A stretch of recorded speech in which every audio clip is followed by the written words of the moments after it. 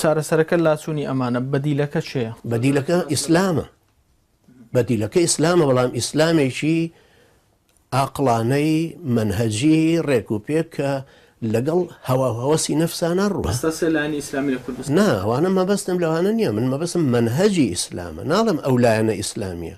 چونکە ئێستاش هەر چۆنە قیاسیان بکەی وەزیرە ئیسلامیەکان لە کاک هادی و مامۆستا محەممەدی ئەوقاف و کاک کامیل و کاک عەبدولستار هەر چواریان دەستپاکتر و ئەمینتر و چاکتر بوون لە هەر چوار وەزیرێکە قیاسی بکەی لەگەڵی پارتیەکێت.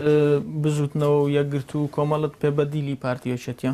نا پێم بەدیل نین، چونکە هەردووچیان جارە کەسم پێ بەدیل نییە ببێ بە بەدیلی پارتیوەچەتی بێچەک.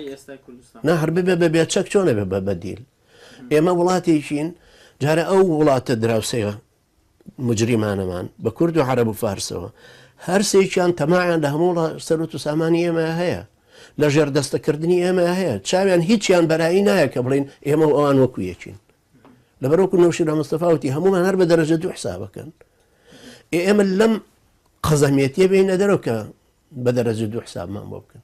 لەبەرەوە ممکن نییە ئیسلامیەکان بێنە پێشەوە بە غەیری چەک، چونکە هەر حەشدی شەعبیەمان خوا، هەر جێشێک لەم جێشە تاغوتیانی دەوروبەرمان هجوومانەکە. بەڵام ئەزمونێکمان هەیە مامۆستا لە مەسەلەی ئیسلامی چەکدار خەرەوە خەوە نەبووە بە ئەزمون. تۆ پێنج مانگی ئەنسار الئیسلام جگەلەوە بزنەوەی ئیسلامیش پێشتر شەڕیەکێتی کردووە، هەیەکێتی شەڕی بزوتنەوەی کردو ببوورە.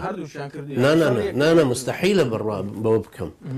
بزوتنەوەی ئیسلامی شەڕی بە کەس نەفرۆشتووە، یەکێتی شەڕی بە هەموو گروپێش. بەبەستیمەوەی ئەگەر هێزێکی چەکداری ئیسلامی دروست بێ شەڕ دروست دەبێ. نا بۆ شەڕ دروست بێ، بۆ پارتیوێکێتی کە پێکەون بۆچی شەڕ ناکرد؟ کە قووەتت بوو تەوازوناتەوێ، تۆ ئەچەوسێنەوە لەبەرەوەی تەوازون نییە. ئێستا پارتی کە گوێ بە کەس نادا بە کۆبوونەوە بە مزاهرە بەرابرنی پەرلەمان بە پەکخستنی هەموو مؤسساتێ لەبەرەوە بەرابەری هێزەکان نییە.